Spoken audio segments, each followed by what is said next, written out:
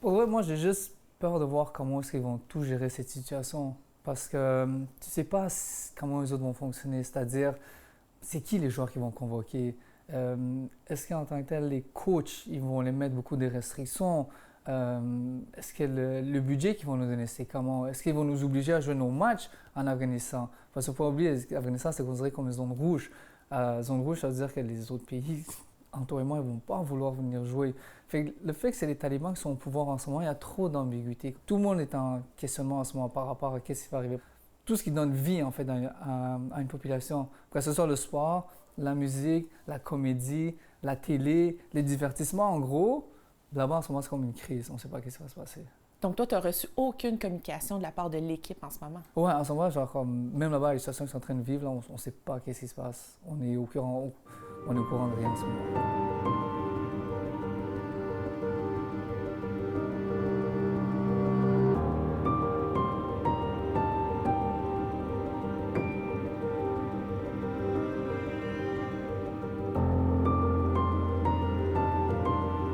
Qu'est-ce que tu connais de la situation là-bas? En fait, en ce moment, eux autres, ils veulent faire une transition. Et eux autres, justement, à la capitale, ils ont descendu le drapeau qui était là pour le mettre là leur. Mais là, les gens ne sont pas prêts pour ça. Il y a eu beaucoup de manifestations. Il y a une crise. Moi, j'ai de la famille là-bas.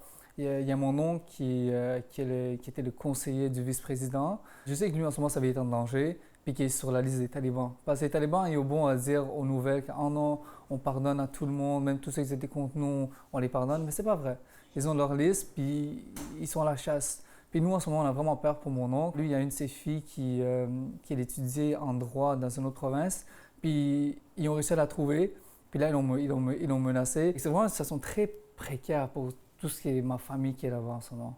Advenant que tes pires craintes se réalisent, est-ce que tu te sens à l'aise de jouer pour l'équipe nationale afghane? Je dirais que je ne suis pas vraiment à l'aise à cette idée que les autres sont au pouvoir. Tu sais, j'ai grandi ici. Moi, je joue au foot parce que c'est ma passion, c'est mon plaisir. Puis je veux toujours me retrouver dans un environnement sain, de me sentir en sécurité pour que je puisse bien performer. Mais du moment que je me retrouve dans un environnement malsain, où je sais que je me fais surveiller, puis où qu'on met des bâtons dans les roues,